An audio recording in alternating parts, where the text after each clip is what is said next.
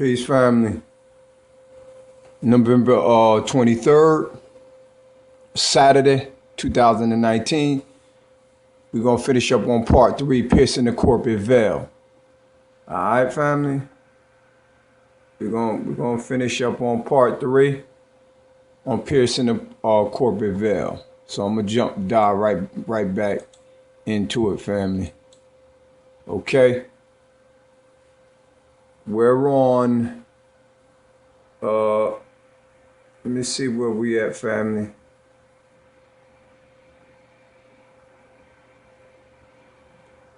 We're on indirect involvement. A corporation's directors or officers generally do not incur personal liability for a corporation's torts merely because of their official position. But if the director or officer commits the tort or directs the tortious act to be done or participates or cooperates in the tort, he or she is personally liable to third persons injured, even though liability may also attach to the corporation. When the corporate president pulled the rope, there was a direct connection between him and the plaintiff. But there are times when such a direct line to the corporate agent does not exist. To deal with those cases, courts have developed the participation theory. Do you hear that, family? The participation theory. And being that they want to bring that participation up, we need to direct our attention to them certificate of participations. That is what combs around that participation theory, because it has everything to do with these corporate accounts that they're creating behind our backs in regards to these trust accounts, family. But it says participation theory. It said a corporate agent incurs the risk of personal liability when he or she personally participates in a wrong, not only directly, but also indirectly. It says participation runs a spectrum from the proximate to the remote. Let me pull up a little further, family, so we can read this. The corporate agent was personally liable when he was in charge of the structure which collapsed and causes injury. But contrast, where there was no evidence that the corporate president gave any particular direct or indirect way supervised, participated, or cooperated in the acts leading to the physical injury, he was not held liable because the plaintiff failed to show that the president knew or should have known of the danger and failed to warn the victim. To justify the imposition of the personal liability, the court must decide whether the corporate agent was in a sufficiently direct or close relationship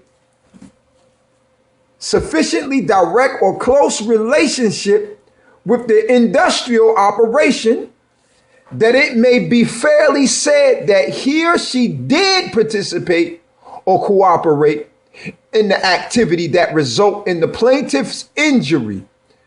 Family, we can prove that. All we got to do is start attacking the accounts. We could do this on the private side.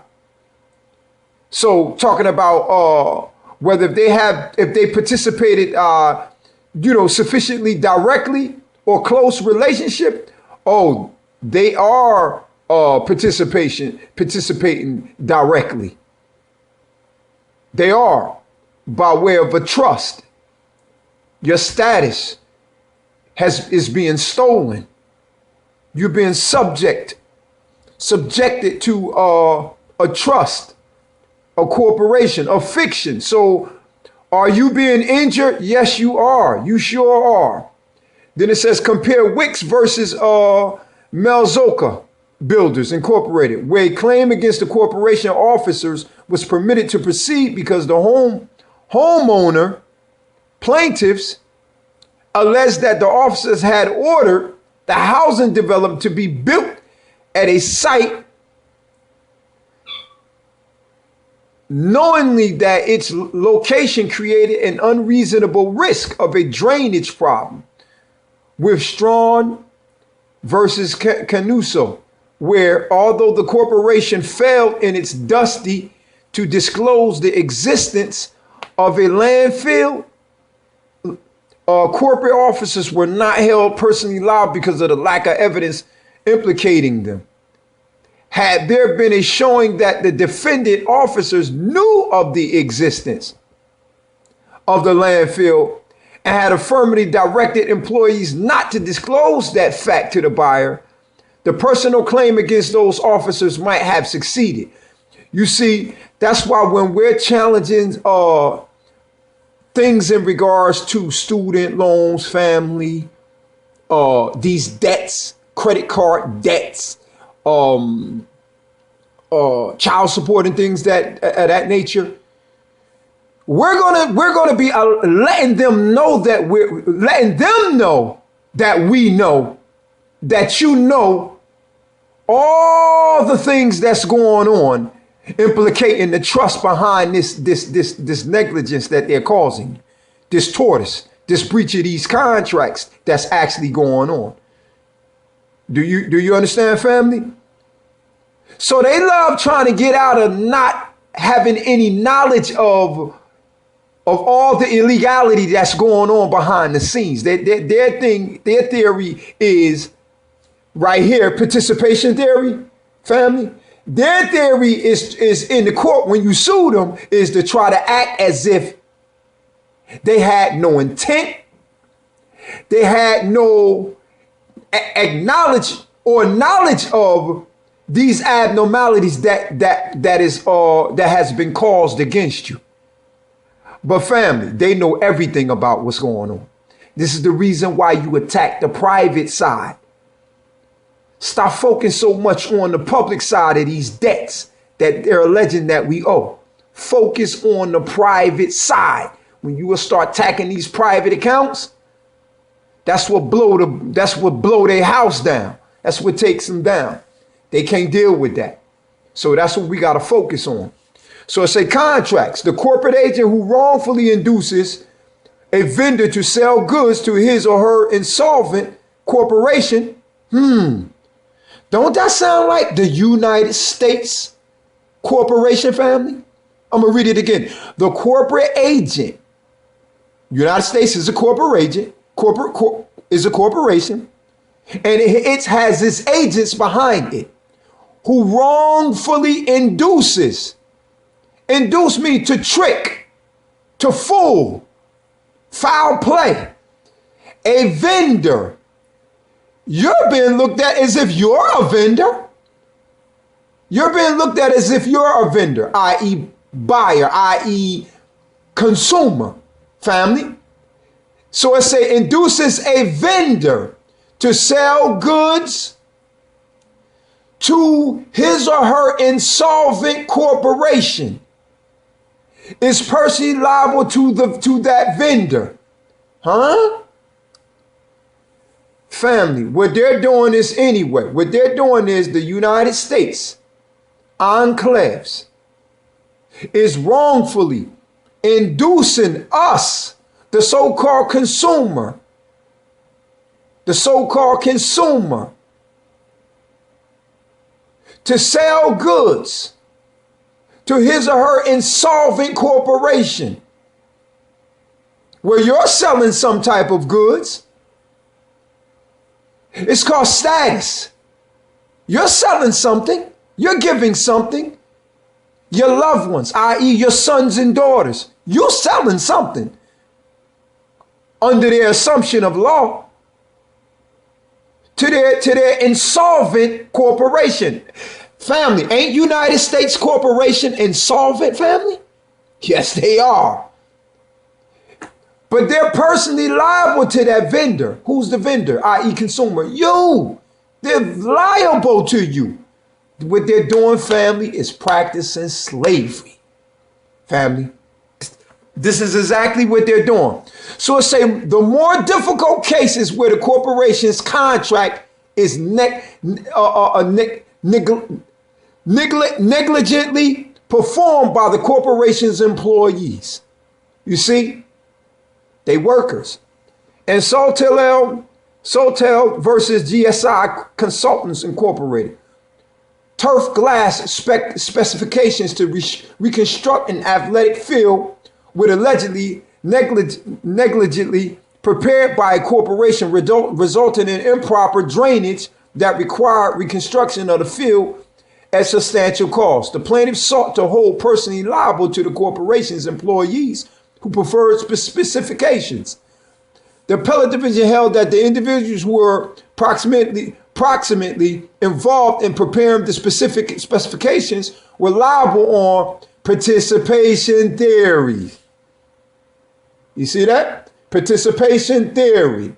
The Supreme Court attempting to harmonize the various, sometimes conflicting precedents, refusing the extent the participation theory, where physical injury result from a tort, to a contract case involving only economic damage.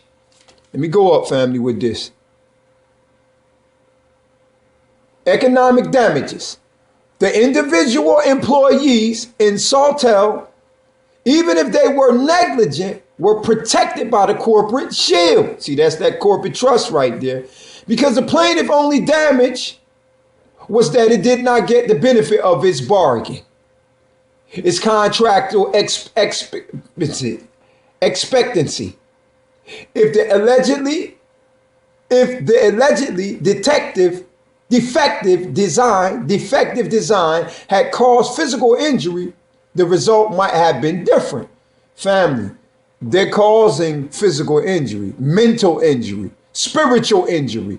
They're doing more than what is being alleged here to us. They're doing more than what is doing, allegedly being spoken here. So it says the distinction between economic loss and physical injury was also made on a common law claim asserted in Numia Construction Corp versus Harper. There, when a new house was not built to the owner's satisfaction, the homeowner sued because the building incorporation and its principals for negligence and the careless workmanship. The court declined to find the principals personally liable on a common law principle because the damage was of a nature more normally associated with a contract action. You see the stuff that we're going about, what's actually being played out here today, family? It's under the guise of that it's contract law. But family, they're not coming at us as if it's under the contract law. They're coming at us under quasi-criminal law, saying that what we're doing is negligence, that we're in breach of something that is injury that they're under the assumption course. They're saying that we're breaching, physical injury, but yet we're not. That's where they keep coming with these tickets.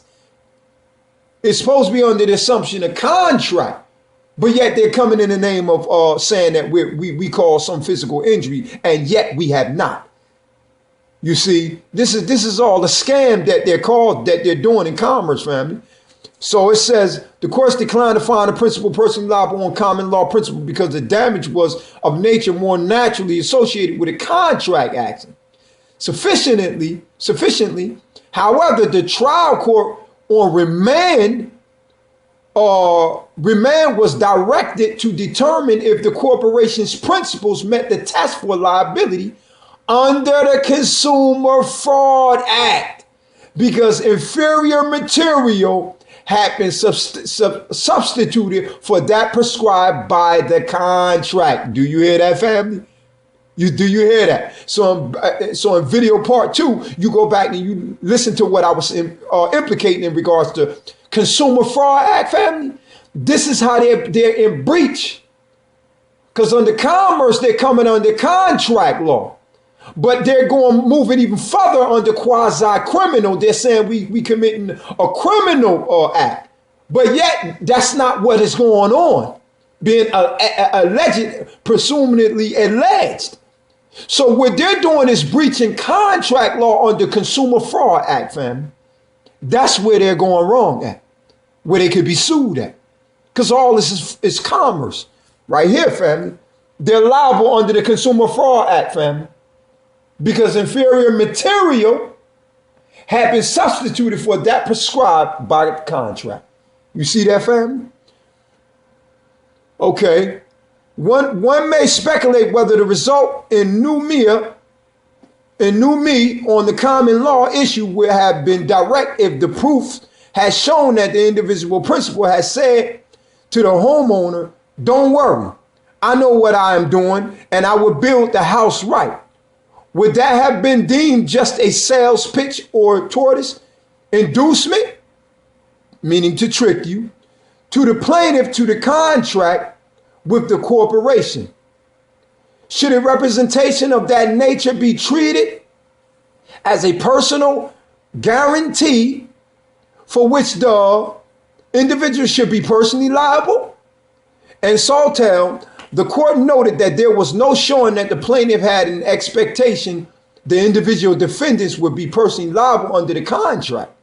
The court repeatedly referred to the need for the plaintiff to establish an independent duty of care on the part of the corporate agents, citing a Connecticut decision where the corporate officers had held himself out to be a skilled builder. Okay? And New Me, the court lamented the fact that the boundary line between the tort and contract action is not capable of clear demarcation. Okay. Demarcation. Okay. This is often the case with professional services. At one time, professionals could not practice in the form of limited liability entities. The concept of an inanimate entity with limited liability interposed between physician and patient, or between lawyer and client. For example, we seen as an asthma anathema, because of the tax advantages available to the corporation at the time. The Professional Service Corporations Act, start looking this stuff up. The Professional Service Corporations Act was adopted in 1962. It was revised in 1969 into its present form, and some professionals are now all authorized to use the LLC form. One of the core distinctions between the business corporations and the professionals corporation is that the individual professional always remains personally liable for malpractice in the rendering of his or her services. Do you hear that, family? On the core distinction between business corporations and professional corporations is that the individual professional always remains personally liable for malpractice in the rendering of his or her services.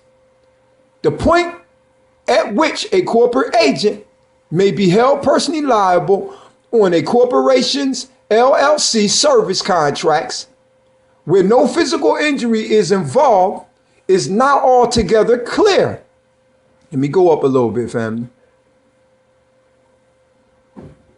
Courts have ruled that a real estate appraiser for a corporation in one case and an employee managing an investment account for a bank in another were subject to the personal liability. Cases such as these may be thought of as involving services that approach but are not necessarily encompassed within the personal liability for malpractice imposed under the Professional Service Corporations Act. Family, we need to start looking this stuff up, because this is what they're practicing under. Professional Service Corporations Act. Family, look, start writing this stuff down, looking these names up. Professional Service Corporations Act.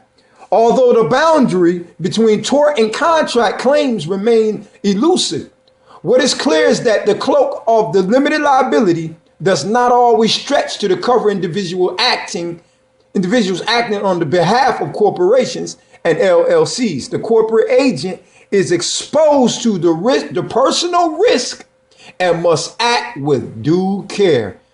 Corporations these days, family, they never act with due care. They're reckless and they do whatever they want to you because know why? Most of us don't study this stuff because we're ignorant as we need to be, as we want to be. Okay? Where's right here in notes? It's giving you case. Donsko Incorporated versus Casper Corporation regarding LLC, the Supreme Court of Connecticut, and Weber versus United States Sterling Securities Incorporation held that the limited liability afforded to the members of a Delaware limited liability company does not protect them from personal liability based on their individual conduct. Do you hear that, family? Delaware limited liability company does not protect them from personal liability based on their individual conduct. Do you hear that, family? Corporations can be touched, family. They can be touched. Anybody in the New Jersey territory right here, this is cases right here. Y'all need to write down, pull this stuff up right here. Start looking this stuff up right here. 2, 3, number 4, 5, and 6. Start pulling this stuff up. Start looking at it in regards to your particular cases, family. See Milgram versus Comfort, Direct. Super, and Lenza versus Secret Gardens Landscaping Incorporated. Unpublished docket number. Do you hear that, family? Unpublished? Unpublished? Yes, they don't publish this stuff. They don't want nobody knowing this stuff. Corporation's president who prepared the contract that violated the statute, inspected the work as it was being performed, was also liable. See, family, these people can get in trouble. Lanza relied in part 15 New Jersey State Bar Association Business Law section on the Construction Corp versus Hart. These are all cases, family. Appeal divisions, 1985, Darcourt versus Jordan Incorporated Federal Section Securities, Securities versus Todd, and so on, where it says the 10th Circuit extended personal liability to a non-employee consultant who drafted periodic reports for the corporation that contain material misstatements and omissions. They're doing that right now in regards to when we challenging the status in regards to these fictitious accounts that they're alleging that we owe. Okay, 10th Circuit 2008, corporate officers may incur personal liability under provisions of the Sarbanes-Oxley Act. Family, we got to start looking this stuff up. Please look this up. Corporate officers may incur personal liability under the provisions of the Sarbanes-Oxley Act of 2002. Family, start looking this stuff up and see section security versus Tambone. That's in First Circuit 2008, imposing personal liability on underwriters, executives. These are all corporations, family, imposing liability on the senior officers. That was in 2008 in Michigan. Family, these people are criminals. See, this is the stuff they hide. See, for example, the workers' compensation law. Y'all got jobs law at New Jersey statute 34:15-79, the Federal Age Discrimination Employment Act. They discriminating you, family? Yo, they can be sued. See, there are also interpretations of New Jersey statute 34:11-4A, given in Milford versus Computer Leasing Incorporation, New Jersey Supra, 1999, as New Jersey corporate officers liable for wages. Yeah, they steal your money, they could be sued. Corporation imposing liability in the consultants for violation of Construction Trust Funds Act. Huh? Do you feel me, family? Look, consultant for violation of the Construction Trust Fund Act. Family, look these things up. Construction Trust Fund Act. In violation, what do you think you're operating on? Trust. So these are construction trusts, and there's constructive trust fraud as well. You see, you are in a trust with these corporations. For other examples of the statute where Congress and state legislators have expressly and impliedly limited liability, see Patchman Title 14A, Corporations, Gann Law, Books, 2009 edition, Chapter 6, Comment to 18A. It's so much on this stuff, man, right here. It's just so much fraud. Commercial Incorporated, North versus Apgar, 1970. It goes back. The corporation was held liable for acts of unfair competition. Yo, these people can be charged. Corporate agent who had authorized and approved a false advertisement was also personally liable. False advertisement? What are they doing now? What does banks tell you? They giving you a what? A loan. That sounds like a false advertisement to me. When soon as you sign that mortgage deed of trust and that mortgage note, and you just now created discharge. You just created an asset. That doesn't sound like no loan to me. That sounds like they're stealing your money. They're stealing something that credit, i.e. funds that you bringing into existence. That sounds like false advertisement to me because they're saying that they gave you a loan. Huh? Family. All this stuff is fraud. We got to start looking up this Consumer Fraud Act. Okay? The rule was merely recently reaffirmed in Metuchen's Savings Bank versus Perini, New Jersey Supra. Right here. Appellate Division 2005. This is so much case law, family. Francis versus United Jersey Bank. Yo, it's just so many corrupt banks, family. So what we need, basically, family, we need to start suing banks and stuff like that for the things that they're doing to our home under Consumer Fraud Act. Do you hear me, family? That's what we need to start doing. Start suing them under the Consumer Fraud Act. You have it in your state territory. You have that. You got to just pull it up. Look up the federal statute as well as the state local statute, family. They have it there. Start looking this stuff up. All this stuff, man. Not only did the president and principal shareholders of the corporation have personal liability for obtaining a contract for work for his corporations by submitting knowingly false information to the other party, but his liability was held to be non-dischargeable in his personal bankruptcy. Wow. This stuff right here, this stuff could go on and on and on of the fraud, family, that these criminals continue to keep doing. But basically, family, hold on, let me making irrelevant any distinction between international tort and contract liability where statutory violations are concerned. Stuart L. Patchman is a partner, member of Brosh Etchler LLC in Roseland, where he is in general practice with an emphasis on business law. He is in direct emeritus and former chair of the business law section, and is the author of Title 14A Corporations, published by Gann Law Books, and numerous articles of business law topics. But family, with this basically saying, family, once again, we can hold them and breach this corporate liability veil, man. We can pierce this corporate veil. They can be held liable under Consumer Fraud Act. They can. And for all the ones, family, I'm gonna be coming out with the next video in regards to suing them, lawsuits and stuff like that when they're pulling you over in traffic cases and things of that nature. You said you wanted Free Inhabited to come with these lawsuits in regards to traffic case, family. Anybody getting illegally pulled over with traffic case, family, you could donate for the lawsuit and things of that nature. Child support, you could donate for the lawsuit, family. We got to start basically suing these people is basically what I'm saying, family. We got to start suing them. We have to start piercing this corporate veil.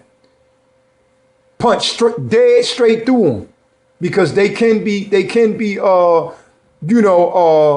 they can be held liable. So I'm going to be coming out with the next video in regards to how they're pulling us over in cars illegally, pulling us out the car without probable cause, pursuant to the Fourth Amendment. I'm going to be showing that video next, family. And especially in regards to lawsuits, we got to start suing them, family. We have to. Let's stop wasting time. Let's stop playing games with these people and just start suing them. Child support, stop playing games and start just suing them. It got to be militantly. You feel me? You got to have the right lawsuit. You can't just be just suing them. You got to have the right verbiage in these lawsuits. You can't be just suing no corporation and not specifically know who you targeting. Can't just talk about going after no corporation. You got to specifically, get them in their individual capacity. Do you feel me? And all this stuff has to be annotated properly inside of a lawsuit. Or because if you don't, they'll dismiss that thing. You got to know exactly who you targeting. This thing is militant, family. You feel me? You got to pinpoint a direct who you specifically going after. Don't just go after they corporation. That's what they got their trust for. It's there to protect them. I've done shown you that in this video, part 1, 2, and 3 in here. I've shown you that where they've been hiding, they've had cases beat, where they hide behind that trust. And I've shown you where they have lots of cases beat, where they can't hide behind that trust. You can go after them. I've just shown you. Part 1, 2, and 3. If you don't understand that, please go take a look at back 1, 2, and 3 into this third part right here, family. That where I was shown that they will hide behind the trust, family. They will. And try to make it hard for you to be able to sue them. That is a duty and obligation of the judge. I didn't show that. Check part 2 out.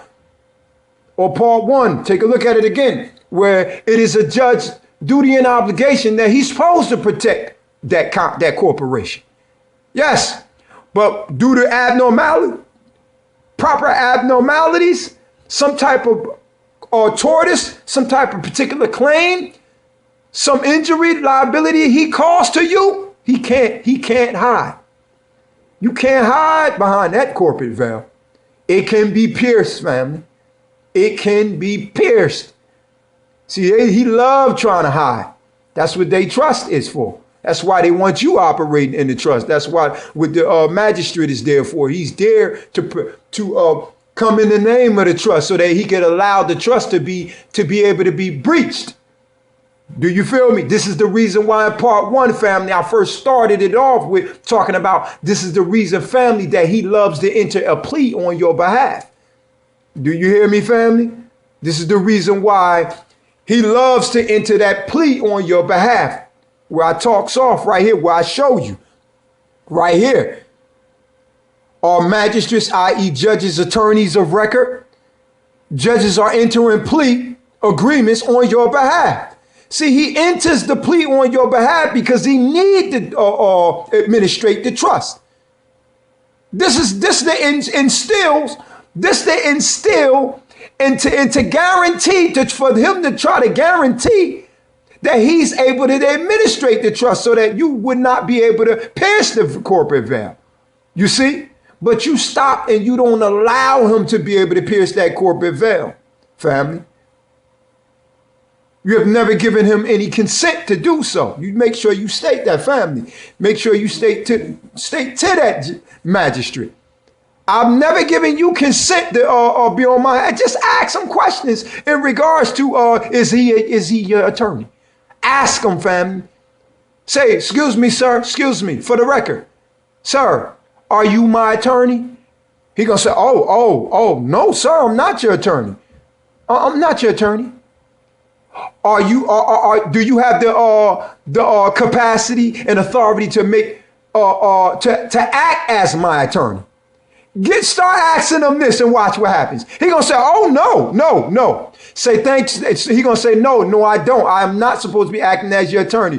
Get him to convince to admit, to affirm, to concur, to agree with you that he is not supposed to be acting as your attorney. Well, what do you think he is when what do you think he's doing if he's making a plea agreement for you? He's acting as your attorney. So ask some questions, sir. Do you have the capacity or authority to act as my attorney? See, people don't ask these things. See, Free and Habitant knows how to shut that courtroom down from the beginning. You see, there's a lot of things you can learn from this master right here. See, I keep my stuff silent on because I mastered this stuff. I don't even go in the courtrooms no more. I don't step foot in them no more. You see, but there's a time when there used to be a beauty in when I used to love to do it. Because as soon as they get to hear me talking and how I move the court, they used to be like, get him out of here. Get that man out of here. Because if you continue to allow him to talk the way he's doing, you're going to make us lose money. Just get him out of here. Get him out of here real quick. Yes, you get me out of there. And the case comes along with me, which is a dismissal.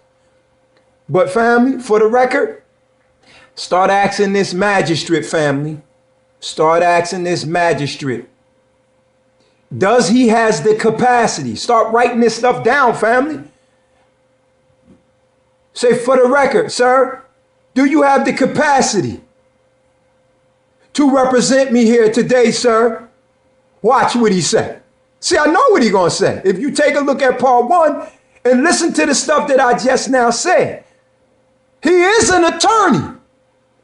But if you listen to the rules that they must plot or follow, they're not supposed to be representing you. No judge is supposed to be making plea agreements for you. Family, well, why are you allowing him to do it? So ask him, do you have the capacity to represent me? Get him to say and affirm and agree no. Soon as he say no, say thanks for concurring that you do not have the capacity or authority to plea on my behalf. Then move forward from there. Say I stand in my own stead from here on in. Say I'm standing in on my own stead. I stand in on my own stead from here on in. You see, shut it down. Shut the courtroom down.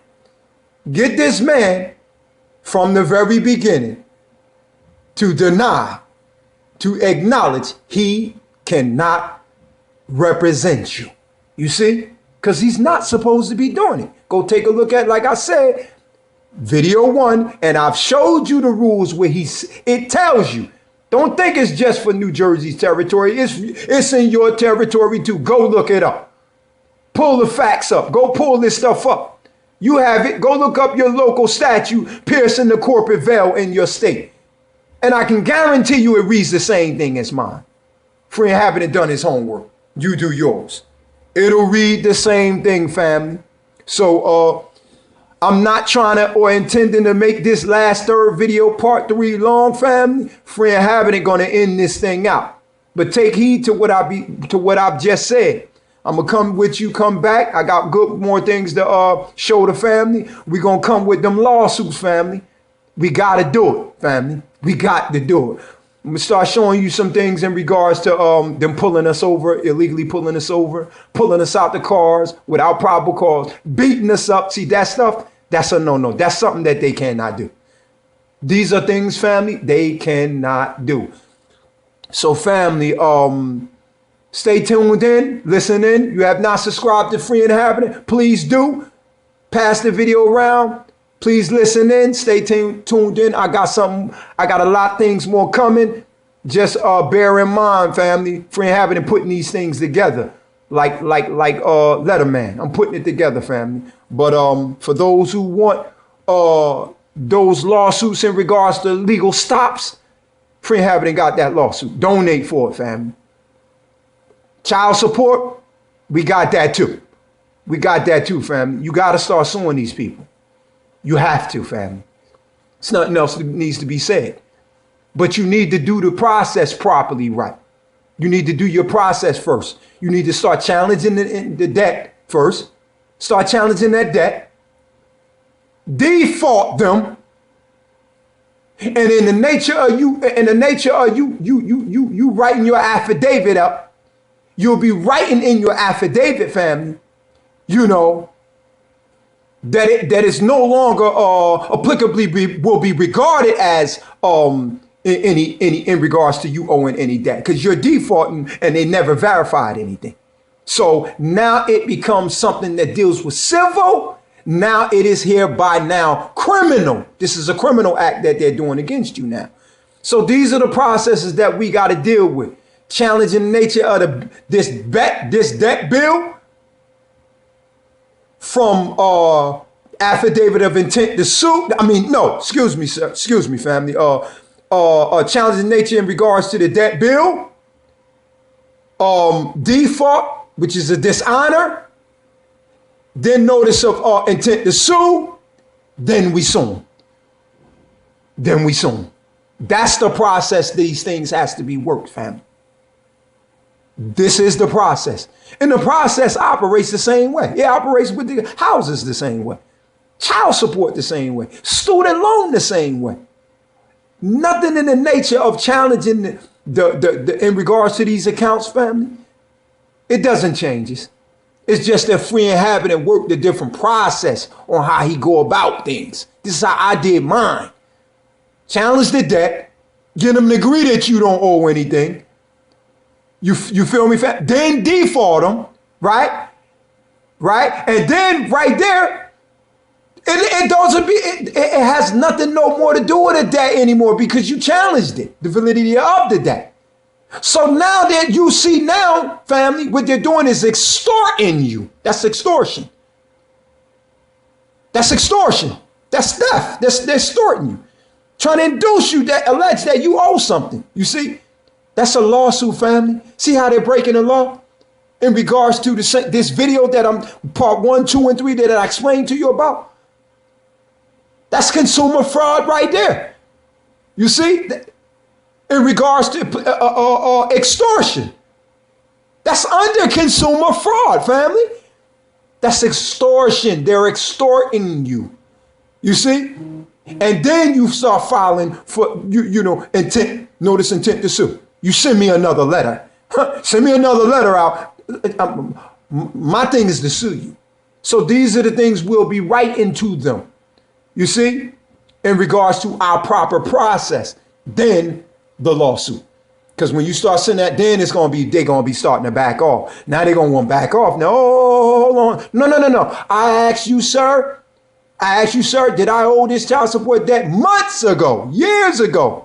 You failed to address me. I asked you the motor vehicle debt surcharge bills. Did I owe you months ago? You failed to address me. See, when they don't address you, close that door. Family, stop leaving the doors open. You continue to leave that door open. Shut the door. Close that door. Default them. This is a total dishonor. See, because when you close the door, you show where's the abnormality in intent, their intent. You're showing it, but you got to close that door. If you don't close the door, you keep the door open so they can come back in. Close it to let them know where's the abnormality at, where extortion comes in now. Give them a chance under due process of law. Same way you give them, they give you, you got to give them. Give them the chance to answer you. You see? So when they don't answer, they fail to do, obviously they hold that fraud, that which they hide. They're hiding it. See, we attack their accounts. I don't care nothing about the public side of this trust. I care nothing about that. That represents debt. I care less about that. I attack the private side. I attack that private side. And then when I get that default, feel me, family? They start sending something still. I send out that daggone notice intent to sue. And then I throw that lawsuit against them. That's how it's done, family. But free inhabitant not gonna hold this video no longer, family. I'm about to be out, and I hope y'all took down notes in regards to this small video right here, family. Again, be looking forward to the video that'll be coming out in regards to stops, in regards to illegal stops by way of automobile. Okay, be looking forward for that, as well as the lawsuits and stuff like that. I'm more than likely maybe throwing in the bottom description of this video. I might throw it in regards to our lawsuit documents, you know, in regards to child support. I may do it. If I don't put it in this one, be looking for it for the next video. Okay, family? Be looking for it for the next video that's actually talking about, you know, illegal stops and what they're doing and what we must do and how to secure that right. And when we're in our automobiles, how they're pulling us out and beating us up illegally. All right. So family, so free and having it. I'm out.